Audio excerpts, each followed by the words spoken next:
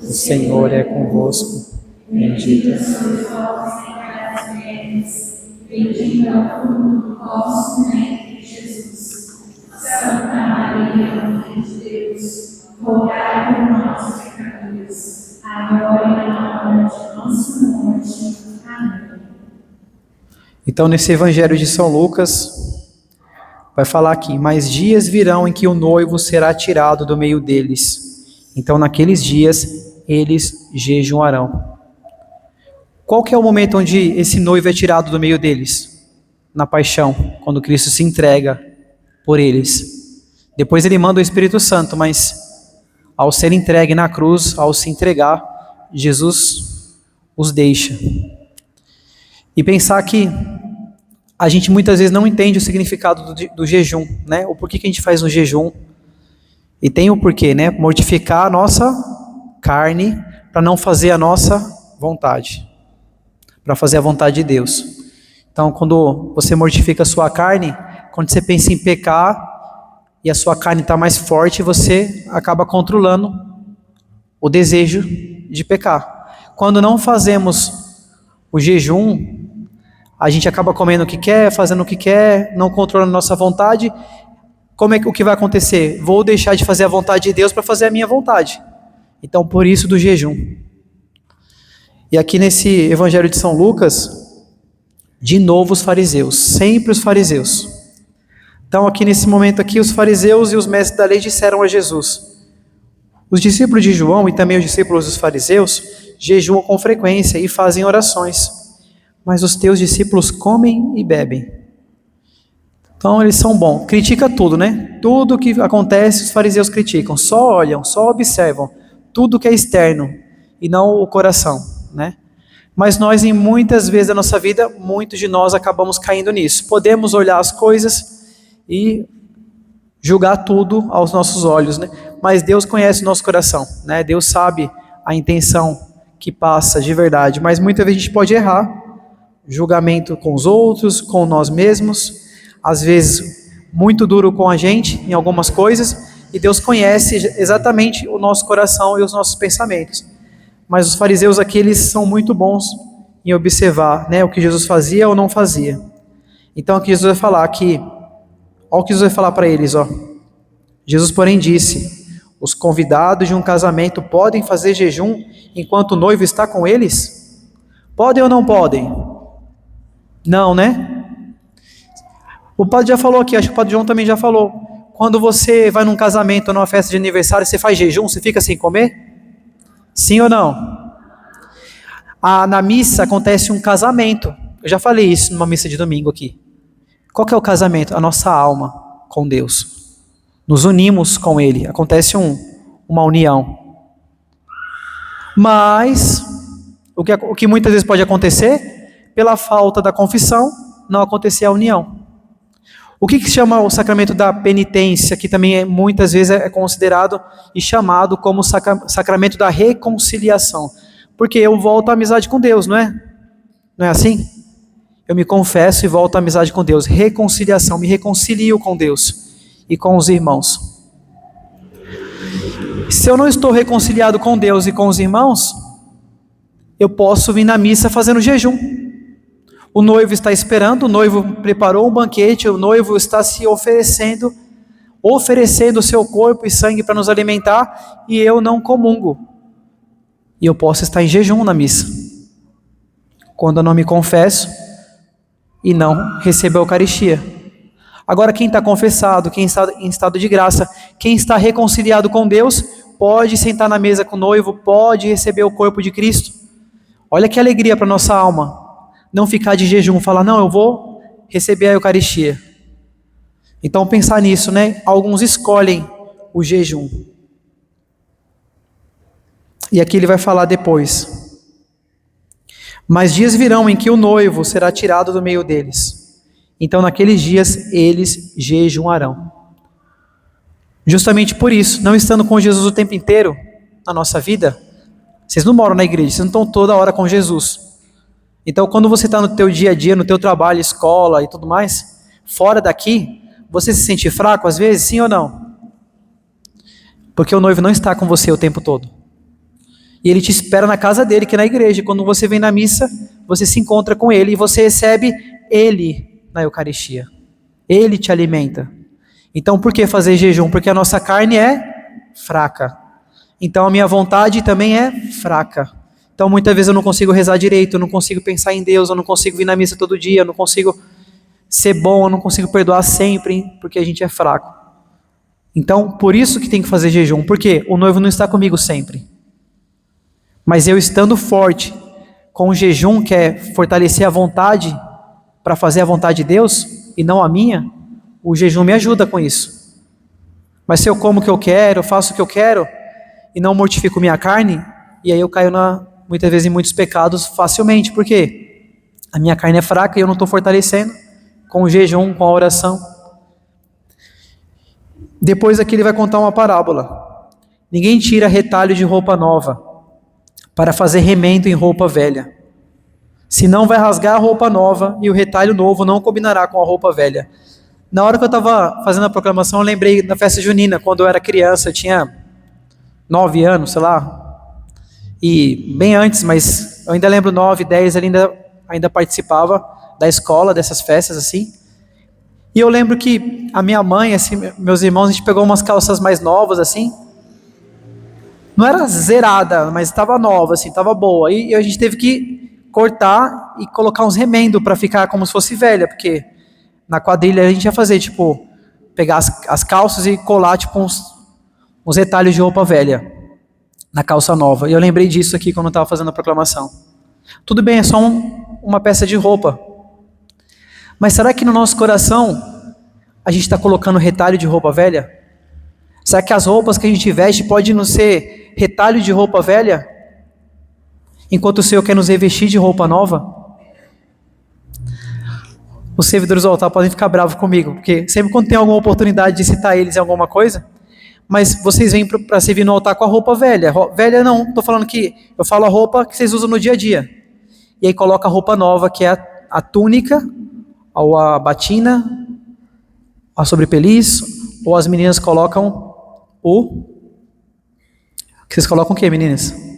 Escapulário, né? Colocam a veste, colocam o véu. É como se fosse esse sinal de roupa nova, no sentido de eu vou servir no altar, eu sou uma nova pessoa, um novo servidor, uma filha e um filho de Deus. Ou seja, essa roupa é diferente do que eu uso na escola. Não é mesmo? Então pensar, mas será que quando eu saio daqui, será que cada um de nós, quando sai daqui, o padre tira essa roupa? Essa é nova mesmo, essa roupa aqui, a casulo. Mas será que quando eu saio para fora da comunidade, da paróquia, da missa, será que eu fico pegando roupa velha? E a gente falando de roupa velha, né, Zélia? A gente lembra do bazar, né? Quantas pessoas doam roupa velha? Tem que aproveitar isso na homilia, hoje é o dia para isso. Mas as pessoas doam roupa velha, mas pior do que isso, não doar roupa nova no bazar, para que outros possam comprar uma roupa nova, ajudar a comunidade, ajudar outros carentes que não têm condição de comprar uma roupa nova no shopping. A roupa nova da santidade. As pessoas olharam para nós e ver que a nossa roupa, a nossa forma de viver é diferente de outros. Será que as pessoas estão olhando o nosso remendo? As nossas vestes velhas do pecado? E sabe qual é o melhor jeito de lavar essa roupa velha quando ela suja no pecado? Na confissão. É o melhor alvejante que tem, é o melhor produto de limpeza para limpar a roupa, a nossa alma é a confissão. Alguns podem pensar, o padre sempre que tem a oportunidade de falar de confissão, ele fala, né? E de Eucaristia. Se o Evangelho está me levando a isso, está falando disso, de alguma forma. E a gente é padre para isso, para tirar as almas do pecado, limpar as almas do pecado com a confissão e alimentar com a Eucaristia. É isso que um pai faz. O padre é pai, ele cuida, orienta, ensina, corrige, perdoa, alimenta. Então, eu vou fazer isso. Se eu sou padre para fazer isso. Não foi isso que Jesus fez com os 12? Jesus não ensinava os 12, sim ou não? Jesus não corrigia eles? Jesus não perdoou Pedro e tantos outros, Tomé, os 9 que abandonou Jesus na cruz, não perdoou? Na última ceia, Jesus não alimentou eles? No Pentecoste, não mandou o Espírito Santo sobre eles? O que o padre tem que fazer? Não é o mesmo? O que eu vou fazer diferente dele? Se ele me pediu para fazer o mesmo. Fazer isso em memória de mim. É meu lema de sacerdócio. Fazer isso em memória de mim. Mas esse fazer isso em memória de mim é na consagração de cada missa que eu falo, as palavras dele na consagração. Mas ele pediu para fazer em memória dele, não só celebrar a missa, mas perdoar os pecados, batizar, ensinar, corrigir, orientar. Ele me pediu isso. Ele pediu isso para os padres, fazer isso. Mas como eu já falei para vocês no domingo que passou, há pouco tempo atrás na missa dominical também, todos nós somos filhos de Deus, não somos pelo batismo? Mas nos comportamos como filhos de Deus? Sempre? Às vezes não. E aí eu vou até o meu pai, vou pedir perdão na confissão para limpar minha alma.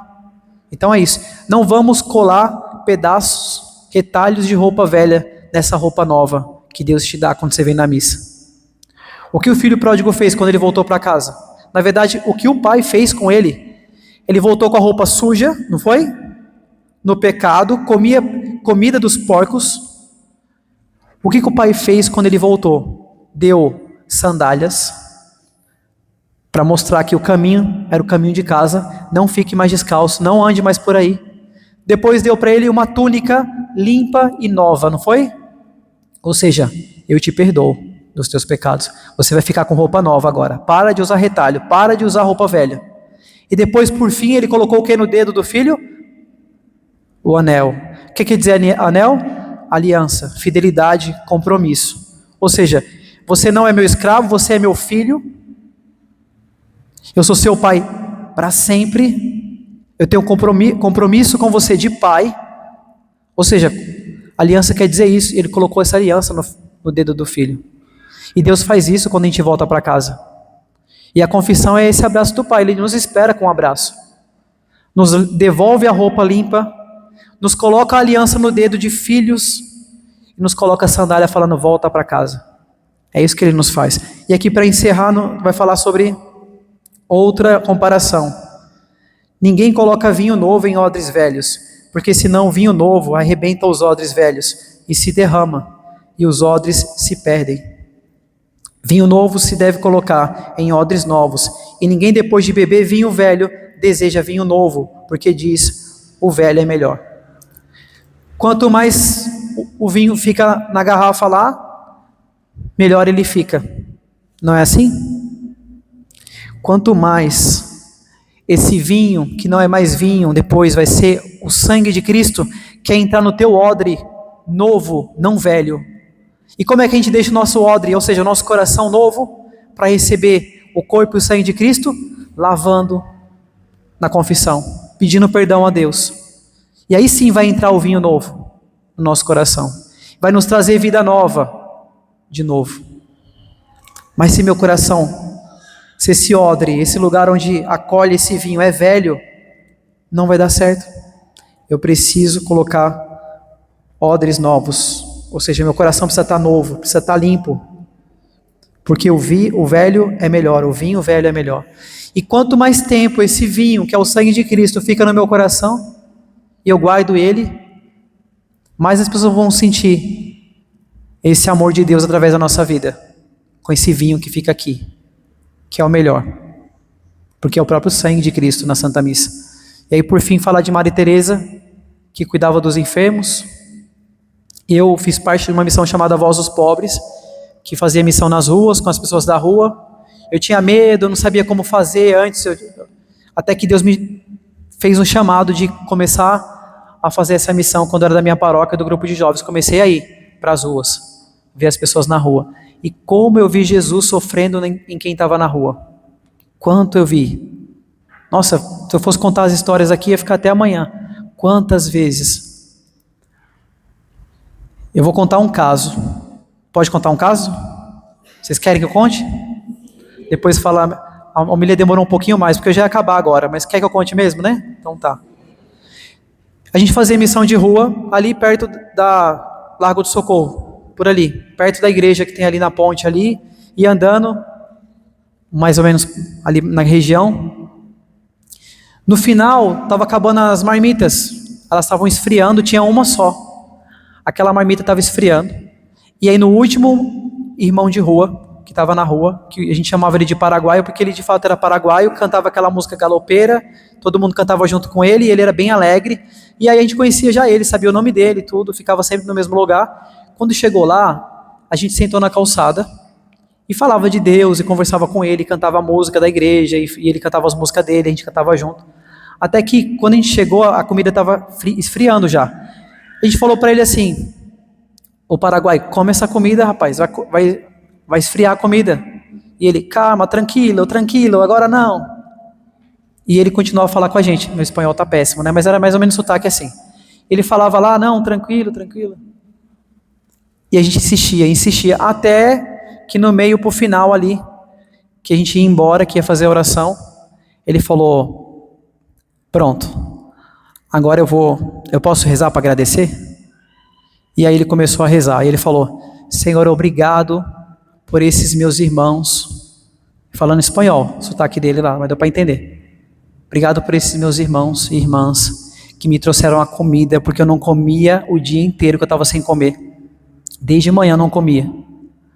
E aí quando ele fez a oração, ele estava falando, eu falei: mas como que o homem não comia e a gente falando para ele comer e a comida esfriando ele não comia? Mas ele falou assim no final: porque vocês são meus amigos, e eu estava com saudade de vocês. Ou seja, a fome dele não era só de comida.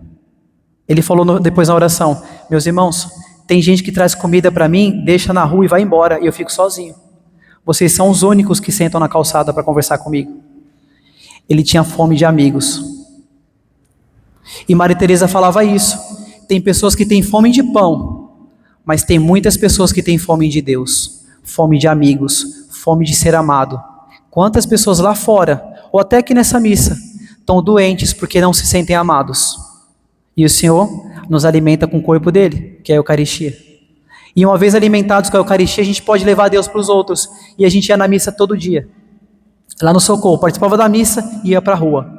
E quando a gente consegue enxergar Jesus presente na Eucaristia, através de um pedaço de pão, pela fé, por isso que no final da consagração fala: eis o mistério da fé, eu consigo ver Jesus na rua, sofrendo naquele irmão. Então a gente via, em cada experiência de rua. E eu pretendo voltar a fazer, né? Depois dessa missa de sexta-feira. Quem sabe, quem quiser fazer comigo, a gente vai depois da missa. É sexta-feira mesmo, alguns não trabalham no sábado, então se quiserem ir, vai ser uma alegria a gente ir junto, né? Ali na região do Socorro, na Kennedy ali, que tem bastante, fazer essa experiência. Vai mudar a tua vida, sabia? Porque muitas vezes a gente reclama de tudo. Ai, Senhor, eu não tenho o tênis que eu queria, eu não tenho a casa que eu queria, eu não tenho o trabalho que eu queria, eu não tenho a saúde que eu queria. Você chega lá na rua, você tem muito mais do que muitos deles. E a maioria deles não estão reclamando. Estão agradecendo porque você foi lá levar comida para eles. Coisa que muitos aqui têm. Então Maria Teresa fazia isso. Ela falava: muitos têm fome de pão, mas tem muito mais pessoas que têm fome de Deus e fome de amor. Então esse senhor na rua tinha fome de amor. Então que a gente possa ser alimento para os outros através da atenção que damos, o cuidado que damos, que gastamos. Talvez na tua casa, tem muitas pessoas da tua casa que estão passando fome, sabia? De atenção. E a gente pode não dar nenhuma migalha para essas pessoas. Pai, filho, pai, mãe, irmãos que não se falam direito. Quantas pessoas estão morrendo de fome da sua atenção? Você não quer dar nenhum pedacinho de pão, de atenção para elas? Então que em cada missa a gente possa pensar nisso. Senhor, alimenta a minha alma, alimenta meu coração, para que eu possa alimentar tantas pessoas que vivem sozinhos, mesmo na multidão. Aquele homem estava sozinho na calçada, mas talvez na tua casa, sei lá, nos lugares que você está, na escola, você pode se sentir sozinho. Aqui na igreja pode ser que em algum momento você se sinta sozinho, numa pastoral, não sei. Mas quem vai te alimentar primeiro? É Jesus. Então que nessa Santa Missa, nessa Eucaristia, que pela intenção de Santa Maria Teresa de Calcutá, a gente possa deixar que esse Jesus alimente o nosso coração, tão pobre, tão faminto de amor, para que a gente possa alimentar tantos outros que passam fome, de se sentir sozinhos e sem Deus. Louvado seja nosso Senhor Jesus Cristo. Que nesse ofertório você ofereça ao Senhor